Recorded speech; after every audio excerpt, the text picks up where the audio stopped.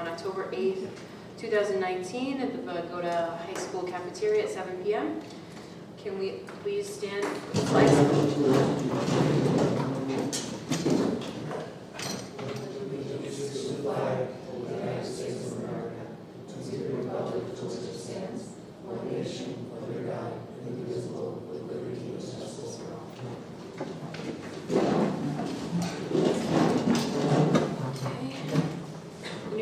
Open Public Meetings Law was enacted to ensure the right of the public to have advance notice of and to attend the meetings of public bodies at which any business affecting their interests is discussed or acted upon.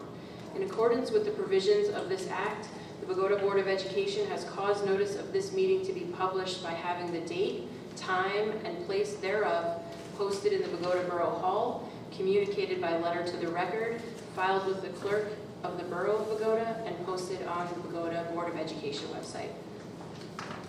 Mr. Axel, could you please call the roll? Mr. Connors? Here. Mrs. Lewis? Here. Mr. Marquette? Here. Mrs. Miller? Here. Mr. Moore? Absent.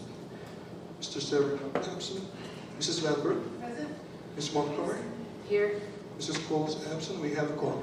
Thank you. Also present are Mr. Kennedy, our superintendent. In place of Ms. Simon, we have Carolyn Chaudhry.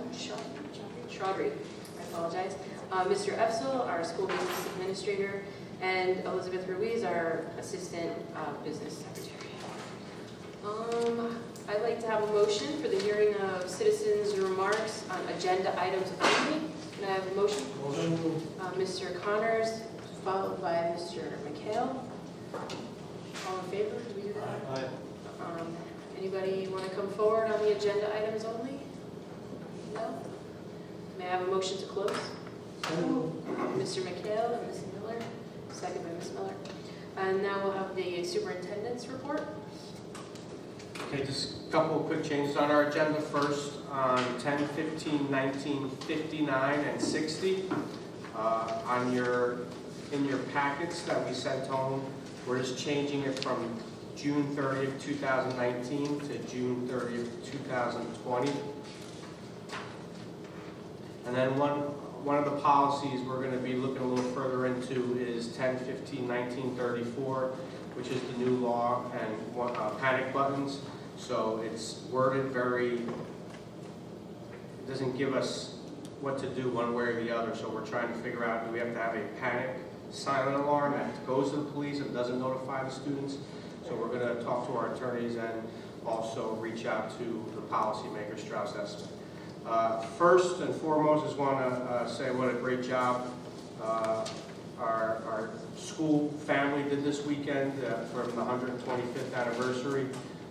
The schools were involved in a lot of different things, from school tours in all three buildings, to alumni games, to Hall of Fame beefsteaks, to bonfires, pep rallies, tailgate, and then also we even had a football win on Saturday night under the lights, which was a lot of pride and joy. To have everyone back this weekend, the amount of positive remarks that I got about our students and our buildings was overwhelming. So I also like to really thank Pat Rockford, who was the driving force in organizing much of the school planned events. And we're going to have to recognize him later on in the year for that, but at least right now, to thank him for that. Next week, we will be doing our testing data presentation. Also, a reminder that the vaping presentation is October 29th at 7 p.m., so that is the final date. Also, a part of that presentation, they're going to set up, it's called Hidden in Plain Sight, and actually set up a teenager's room right now, what it looks like, and what to look for in the room that might be harmful to a teenager, and from things of types of drugs, and also ways they can hide it right in front of you, you don't even see that. And then also, we, as you're aware, we did the New Jersey Clear Energy Program audit. We met with them a couple of weeks ago and went over our existing conditions versus energy conservation measures that we can do. So what we qualify is for direct install, that company working with the New Jersey Clear Energy Program will pay for 80% of measures that we take in our school to clean up our energy. So this would be all our LED lights, retrofitting the LED lights, and lighting control measures. So our next step right now is to look at, we're going to have direct install come in, and they're going to come in and tell us how much it will cost. From that, they are, from our understanding, they are paying 80% of that through this program. We will pay 20%. And just from the LED light perspective, from the electric bill on a monthly basis, and also the maintenance that it costs to keep replacing these lights and the time it takes, will help us. So there will be a couple other recommendations on that report that we're going to look into to see if it makes sense to do right now. Our architect came to that meeting and is on board with helping us moving forward with this. So that should be a good thing for the district, that we'll have more information in the upcoming weeks. Thank you.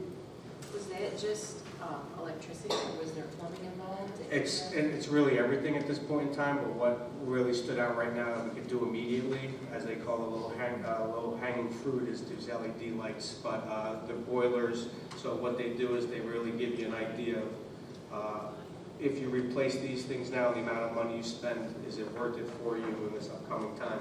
But we also started all three buildings, the audit of all three buildings right now with the architect that is going to give us the lifespan on some of these things, and it's going to be cost effective when we should replace them. And with this 80%, if it's going to make sense for us to do a lot of these things immediately. Comments or questions for Mr. Kennedy? Of the LED lights, the new ones, my understanding is that they're not as bright. It's a lot softer. Maybe I'm wrong, I'm not an LED expert. Now, they have different, Are they approved now? And I think this is all done through there's different colors in the lights. You get the daylight, you get the soft light. Is it in the dark? We will receive a proposal from that company, and we will work with the architect too, because in the classroom especially, we need to make sure that the required instructional environment is sustained with those replacements. But this is what they do with a lot of schools, all right? So I imagine that the lighting should not be a Sure. problem. You don't want the kids falling asleep? Curious. That's their two kids. All right, so moving on, we will get copies of the work session and regular meeting minutes in our next packet. Policy, I'm going to review policy items 10-15-1901 through 10-15-1940. Do we have any comments or questions? I had a question. I'd like to, before I ask the question, I'd like to congratulate Kathy on all the work that you put into this, because this is a lot of work. I know you reviewed a lot of them, and maybe some of them were just the same from before, maybe just needed a little updates, but it is a lot of work. I do thank you for that. The question I had was, is there a policy, I'm jumping ahead here, but in the education section of our agenda, is there a policy about people that no longer live in town being able to finish? Yes, if seniors are allowed There is a to. policy. Yes. Okay, I looked for it, I didn't find it, maybe I missed it. No, Student section, I don't know off the top of my head. I know the history. I could find it, but there is a policy that says anyone that has been in the district, I think, for more than 2 years and gets their senior and they move, they have the option of finishing their senior year here. Right, and there's also the option included in there, they have it under classes, that sometimes there's flexibility in there too, depending on the family situation. I'm always looking out for the taxpayers. I obviously, you don't want to deprive a kid of his senior year, but at the same time, if they're living somewhere else. But it's their responsibility to get here, so we don't bust them, that's not our job, but I think the education part of it is that if they don't have to move for that 1 year and they want to finish with their classmates, some of them might have been here 6 or 7 years, that we afford them that opportunity to finish here. Yeah, I really don't have a problem with the kids finishing here. My only issue is the money side of it. And if, let's say a kid moves to Richfield Park, and they're living in Richfield Park now, but they went to go up to last year, shouldn't Richfield Park have to pay some of the tuition for that child? I mean, even though we may have a policy to say, it doesn't hurt to ask, and if they're living in that town, then Richfield Park doesn't have to spend the X number of dollars that they spend per child, and and we have a policy in place, I think that, you know, I know maybe a few $1,000s here, a few $1,000s there doesn't mean anything to anybody, but, you know, it could pay for another coach on a team, it could pay for this, it could pay for LED lights, you know, I mean, there's lots of things it could pay for, and I don't see what, you know, there's 2 kids on tonight's agenda that are no longer living in town, and again, I'm not trying to begrudge the kids finishing with their class. If I had moved out of town, it wasn't my fault, maybe the parents had to move for who knows what reasons, but, you know, I don't think it's a big ask to say to the other town that they're living in right now. You know, we could deny this child and make you pay for this child in your town and make him go or her go to that town. You know, we'll keep them, but, you know, how about we go 50-50 on the tuition? I don't think it's a crazy idea. And I don't know if we've ever done it before, Kathy, but, I mean, it's, I know it happens every year, at least with 1 kid, 2 kids, 3 kids, you know, it could add up over 10, 20 years. I don't know what your thoughts are, Mr. Kennedy. We could look into it. I mean, you know, definitely look into it and talk to the attorney on that. I've never heard of that. I don't know. I guess we can ask, but that is a unique situation that I haven't heard of, but. Well, maybe the question I'm trying to ask is, what do other towns do? Because do other towns just allow the kids to finish their last year? I doubt it, without asking for some kind of monetary compensation. Because, State law, do you know? My previous district was allowing them. where was that? I mean, it was a K-8, in the 8th grade, they were allowing them. There was a cutoff. I mean, as an administrator, we just follow the board policy. If the board policy says up to this time, if they move out and the parent would like to continue, then we do it. I mean, if I would be the district that's going to be asking me to pay for that money, I would say, send the kid to me. It's not paying me money. You think the other districts would just say, we're not going to do that? I'm just saying I that. mean, look from our standpoint, would we want to pay for someone to go to another school? I don't know. I don't know what the other district would say. I'm just saying, I think it's worth investigating. Oh, we could definitely I mean, look into it. Maybe there is state law that's precedent here. I don't know. I'm asking the So there question. isn't state law, it's by your board policy, and if you have in your board policy that they can stay, you allow them to stay, and like you said, it usually says for how long. The only alternative I've seen hasn't been to ask the other board to pay, but to ask the parents to pay, either the whole tuition rate or part of it if the child chooses to stay. It's a kind of an out-of-district tuition paid student. Yeah, well, I'm sure we would understand and recognize that the parents at that point would just put the kids in the other district because they're not going to pay. You know, I'm just curious as to, you know, obviously it's not going to affect these 2 children unless something crazy happens. But going forward, maybe as a next year, Kathy, I don't know if that's something in policy that we should look at. I mean, it's Eileen's chair. My apologies, Eileen. So what is the procedure if we did want to change a policy? Like, for, like this, for example, what is the process that we would have to go through? I mean, just like any other policy, we would have 2 readings, you could discuss what we want to change in the policy, and then, So we would take the current policy that we have and edit it, or we start from scratch? no, you edit the one you have. So these are usually in your residency policy, which I believe is 5.1, Strauss has made, somewhere around there. Your affidavit students, your student residency policy, and usually there's a paragraph or 2 in there saying if they can stay at any point. I think the first thing that we do is we contact Strauss Esme and ask them, do they have any type of policy like that? Because that means another district is using it. So that would be where I would start off. And then it would be a conversation if that's something that the board wanted to do. At the end of the day, I look at it this way, it's, if I had a kid and we were forced to move for one reason or another, and they couldn't stay here, would I say I'm gonna try and find $10,000 if I couldn't stay where I was to pay for him to stay with his friends he's been with? I don't know, but I know as a school, we would say, I don't think we would want to pay for them to go to another school when they're in our district, when we feel our school is fine. Yeah, I understand that, but we are paying for them, and they don't go to work, they don't live in our town. And my question is, we enforce the residency laws as regards every other child in the district. And we force people to produce, whether it's PSC and G bills or whatever is used. And, I mean, it wouldn't take, I don't think it would take a very intelligent, no offense, attorney to say, well, if these kids are allowed to go here for free and they don't live here, why can't I do the same thing?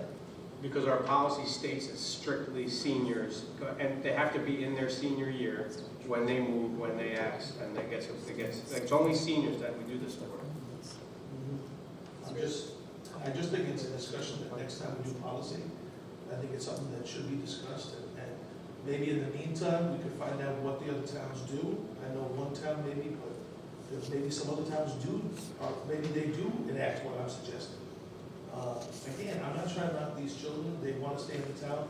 We all have hearts. We all have children. So we think about, what's best for the child. But at the same time, if you had 8 or 10 kids, we'd be talking about maybe $100,000, right? So, that's a lot of money. And, I know it's not a lot of money for some people, but it's just a thought. And I did question, there's 2 of them here on the agenda for tonight. That's all.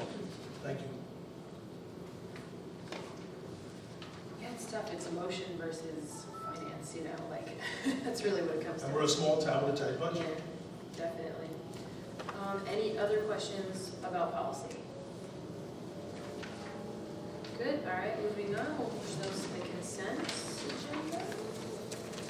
Next section, we've got personnel 10/15/1959 through 10/15/1963. Skip that. I'm sorry. 8, page 8, okay, got it, here we go, sorry. All right, education, 10/15/1941 for 10/15/1958. Questions, comments? Ms. Van Buren. On 42, what exactly are we approving? That we're supposed to have them board approved, but because certain students are transported to Bixby, they have a evacuation drill. All the schools have them, but because kids are going to school every day, they're on a bus and leaving on a bus, they have to practice getting on and off the bus in case of an emergency. It's semi-annual for fall and spring. And 43, the school nursing plan, is that basically the same? On 41, I know we got this extensive document here, but in layman's terms, what is 41 about? It's just our self-assessment of our programs for HIB. So each school does a self-assessment. I think the total score you get is a 78. I think we had 72, 74, 75. So for the most part, we're doing a pretty good job with our programs and educating students and staff. Does that help our state monies that come in? No? Now, this is all just, we have to do these self-assessments and upload them to the state, and then everything's on file. 48, what's the fund up? It's like a old school bus, they repaint it and they move out the seats and there's like things that the kids play on and stuff. I know it's something they do every year. Physical, Yeah, no, like, I don't know exactly what they have. Like, I want it. You want your own Bixby needs a fund fun bus? bus. Bixby should get it as well. That's different activities inside.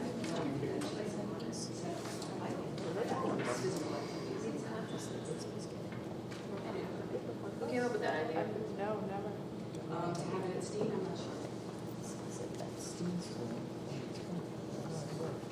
Anyone else? Okay, moving on. Now personnel, right? All right. 10/15/1959 to 10/15/1963. Questions, comments?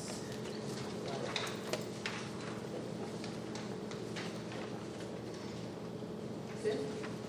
All right, we're good. Next. Finance, 10/15/1959 10/15/1964 to 10/15/1977. Kathy? Number 70, will we be getting a calendar for? Because we're approving the budget calendar is attached. We have nothing attached. I will get it to you tomorrow. It should have been in your packet. You skip personnel? No. Not being attention. You were Susan, did you have a question on that? Did you need to go back? No, I have the resume for this gentleman, Nicholas. I was a little, honestly, I was a little surprised at the salary range. Is that high, Mr. Kennedy, or is that normal? Or is that what we have to pay to get someone to do that job? For someone to have those certifications,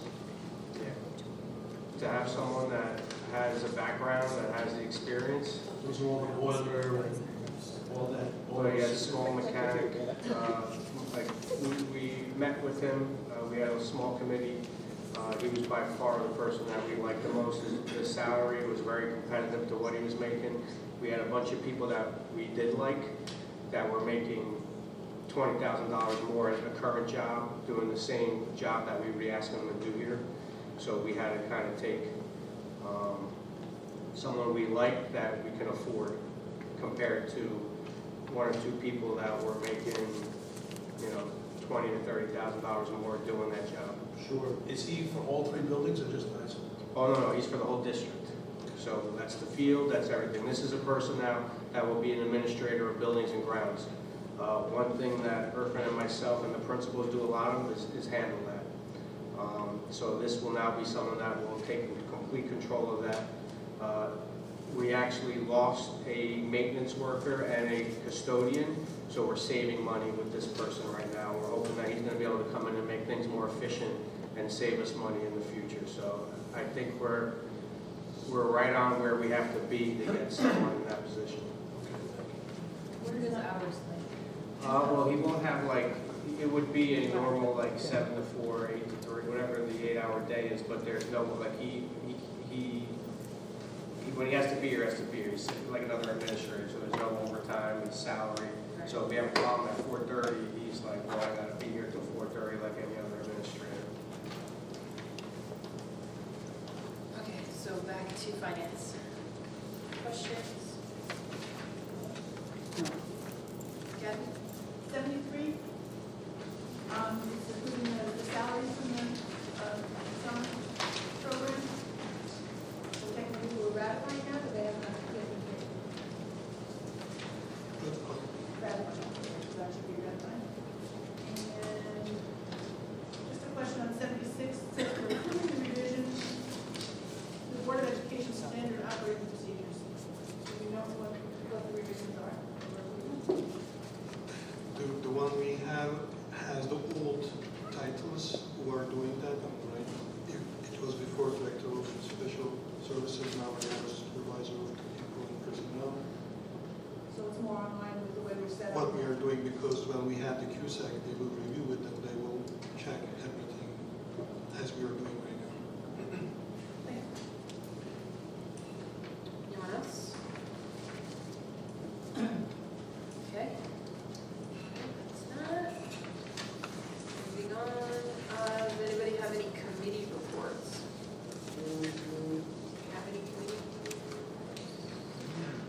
So we're looking to do a finance committee meeting prior to next week's board meeting at 6:30.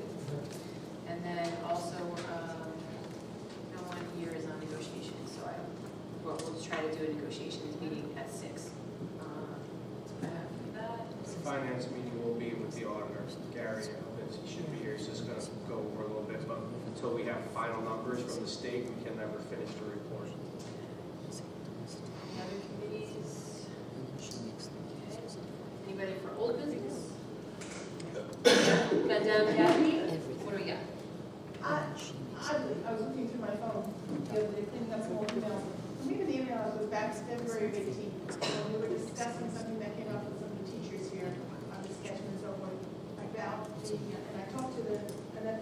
security officers at back to school nights. The gentleman who was really, both of them were very nice and everything as well. We got talking about that film, remember the film that goes on the glass on the doors? Are we looking into that? We still have so many glass on doors even here in the high school that are just the panel glass. So I didn't think that was a terribly expensive thing to do. Is It's it not like bulletproof, but it, It like prevents it from. yeah. So just, was curious if we would follow through on that. We discussed like door stuffers, oh no, but the doors go the wrong way, right? Yeah, I think some of the Yeah. we have to go out. I could look into that. Anyone else with business? Okay, new business? Wait, let's let Maureen go Don't worry, first. don't worry. She may steal what you're gonna say. No, at the Big City PTO, there was a lot of parents that wanted their kids to do elementary band, but they don't have the money, funds, or anything. So they were wondering if there was any grants that we could get instruments donated to the school or. They will regret that highly, they will very. I regret the recorder and everything. I think- I know, I as think- well. I think that's probably long-term to get a grant. There are grants out Or there. any foundations. But I think One of the moms gave me a couple to look into that are, donating old that you can get fixed But up. I think maybe a quicker thing, not to cut you off, I'm sorry. No, yeah. A quicker way to do it, I think, would be to appeal to our parents. I know there's an acoustic guitar in my house that's sitting there and it's doing nothing except gathering Well, that's dust. the thing, even if we And were I able to really- put out something like any seniors that are graduating that know they're never gonna touch it again, or 10 years down the road, they finally realize, hey, I've never touched it again, if they wanna donate it back. That would be back to probably the school, quickest way to do it. or- But there was a few, well, I mean, it was a couple of parents, one of the parents was from New York, I think they have a lot of things there for them, where we have to pay outside for everything. Yeah, well, they're, not to defend my Bronx kids. No, I know. Their socioeconomic background is a little different. No, I know, but that they're used to coming from things, being at the school, and Yeah. being there, and not having to come out of pocket for anything. True. So if there was any way to get things donated or anything for the school. Well, I have a just guitar. for the band, Let or me know when you anything. want to drop it off. Not to me, ever. Maybe out of two. Kathy, will you next? Yeah, she No, might. no, Okay. no, okay. Okay. I had a couple of quick things. It was awesome to see all of the Pagoda swag around town. And I'm sure a lot of it was bought, maybe like I did, at CVS. I know this was brought up in a meeting, but I had forgotten. I just wanted to maybe it wasn't brought up.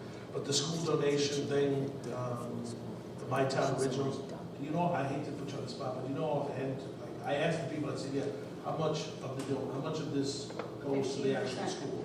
15%. It's 15%? It says on the tag, No, it did- I looked, but it didn't. on the, like, Yeah, I actually have a picture over here, it doesn't say. no, see, it always said it in writing, it says. Yeah, no, I actually took a picture of That's the only it. reason I know it, This is the original park. We have no deals with CVS. From my understanding, I thought our Bogota was not copyrighted. Bogota High School is not copyrighted. That Writing anyone, had it. and that then- anyone can The sell. one it. on Queen Anne Road is selling Is all, selling is all selling Pagoda. Pagoda High School stuff, and the kid behind the counter, I mean, he probably didn't know, but I asked the manager, who was standing 2 feet away, and he said, I don't know when. Oh, writing is 15%. Well, there's the CVS across the street from They took the it bagel over place on Queen when, Anne Road. they took it over when Rite Aid closed, when Walgreens switched it. They're selling a lot of Pagoda stuff. I went in the other day looking for a sweatshirt, I couldn't get it, Why didn't you go to our Pagoda School store? because it was too late, it was closed. I was playing with my guitar. So I don't know if somebody can look into that. If CVS is not supposed to be selling this stuff, we're Maybe getting nothing for it. They're putting Pagoda High School on everything, including this hat, which I did buy. So it will be interesting to know. Are you aware of that? 'Cause I thought because we're not copyrighted, that we didn't have a right to stop anyone from selling anything. I would have to check with the thing, about, copyright or what, they designed or not designed for you, It's- so I would just, I can't answer that tonight. On the tag, it says a portion of the proceeds donated to Pagoda High School. And this was what store? CVS, Yeah. Queen Anne Road. All right, so we just have to make sure we're actually receiving the money. Yes. court office doesn't receive anything. I'm not sure if they are dealing with any PTO. Well, they just started too, so I don't know if it's a. No, they've had it for a while already. They've had it for about 6 months. I've noticed it was there. When they switched from Walgreens, from what I did Walgreens. No, the CVS has always been CVS on Queen Anne No, Road. I know, but when Rite Aid went out and Walgreens bought it fully, that's when. In Teaneck, on they Cedar Lane? Yeah, that's when they got all the Blue stuff. They never had it before until Rite Aid went. I didn't even know Walgreens had it. That's across from Bagel. Bagel Place. Bagel All Place. right. I know where Bagel is. Julio's Fruit Market. The other quick thing was, have we had any feedback about the videotaping? Did we send anything out electronically to tell people that? And where do people find it? It's on our website? It's on our website. I know the blog always posts a link that says go to our website to find it. We could send out a blast when we post them. Tweet it. I mean, if we're spending the money and doing this, and the idea is to be more transparent, and when people give people an opportunity to watch it, if they don't know where to go get it, they're never gonna watch it. I would post them for anybody who wants to watch it. That's it, thank you. Okay. Follow up the closer, unless there's others. I'm done. Do you have others? Two things. Just as a small concern, back to school nights at Bixby and Steam, Gina and I went to them. It was very dark outside the buildings. Walking down, I think it's Maplewood, down one side, when we came out in the gym. It's very dark along there, and Steam kind of in the parking lot right there. It was pretty dark too. Those are those LED lights. At the end, they come on, Told you. like, they don't. Told you. That was when someone else was on the council. But that was just a little concern. And that actually felt a little uncomfortable. Yeah, no, it's really dark over there. Everybody has that one step when you go down. The other thing is I went to, which I mentioned I was going to, October 3rd was a New Jersey School Boards Association meeting, and at the Clinton Inn. One of the things a couple things that came up that were interesting. But one of the things that did come up was about the delegates assembly, which I've never really thought outside the parameters of, our board and kind of what we do on that. But the delegates assembly is basically, I'm on the board as a school board rep, so I become the delegate in a sense. Delegates collect at this assembly, which is Trenton or something, twice a year, and the assembly then works on resolutions submitted by different boards on concerns or actions or issues like funding and busing and things like that. And then the assembly makes a decision on what issues they will support and press legislatively. And that gives direction to New Jersey school boards on what issues they then can help with. So it's sort of a trickle down effect. They did mention, I called them and asked them to put in touch with somebody who got a little more information, but they did say that information, I think there's one coming up in November, that it will be sent to your office.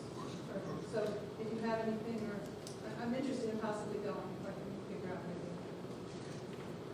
So we would send you as a delegate, and then could we also come up with items that we want to be addressed, or like how does that work? Well, the way it works is the deadline for November is over as far as submitting a resolution to them to discuss on the floor.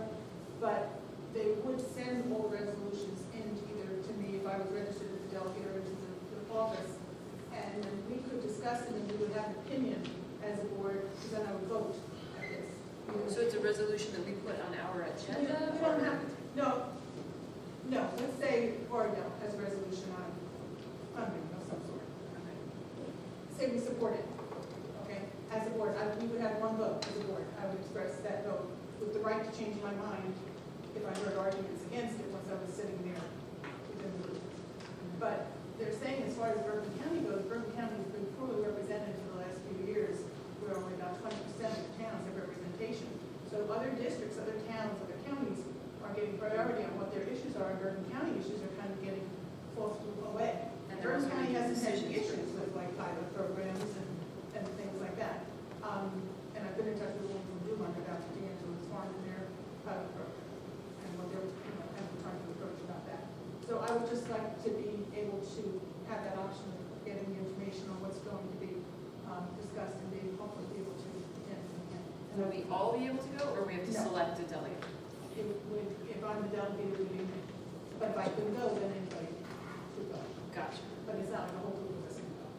But do we vote on you, or like, do we Well, select technically I you? am. Well, I am, because that's my. in the Oh, that's like your chair, okay, That's my, your that's my committee. position. It's Understood. usually a stinky one, that's probably why, you know. I'm not- Understood. I see, okay, Okay. got it. So as that being my job, like I Right, chair right. of the committee, I would like to look into doing things a little bit further in that responsibility. Okay. That seems cool. So, once I have the information, we should all share, we should all know the information that's going to be discussed there. And then if we have things in the board, let me know what kind of want. And then you would go and present it, or No, I we go, submit it? I get a little part, nay, Oh, okay. you know. I like it all. Very good. Do you understand? I'm getting it. Nay, nay.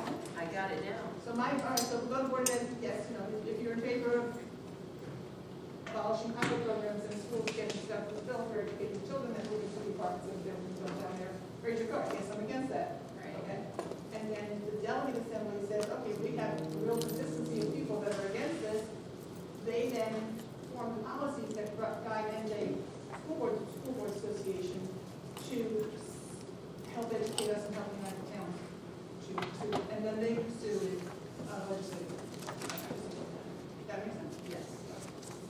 I got it. Did anybody else have any other questions? Somebody did. Okay, anybody else, new business? Okay, let's do, may I have a motion for hearing of public remarks? So moved. Pat, Pauline, second. All in favor? Aye. Anybody like to come forward? No? All right. May I have a motion to close that? Motion. Pat, second by Mike. We have to go into executive session, whereas C 231 PL 1975, also known as the Sunshine Law, authorizes a public body to meet in executive or private session under certain limited circumstances, and whereas said law requires the board to adopt a resolution at a public meeting before it can meet in such executive or private session. Now, therefore, be it resolved by the Bogota Board of Education that it does hereby determine that it is necessary to meet in executive session on October 8, 2019 at 7:39 p.m. to discuss matters involving litigation. That this matter discussed will be made public if and when confidentiality is no longer required, and action pursuant to said discussion shall take place only at public meeting. May I have a motion? So moved. Pat, second by Eileen. All in favor? Aye. Come on, Jimmy. 7 minutes, hopefully. We should be back in about 10 minutes.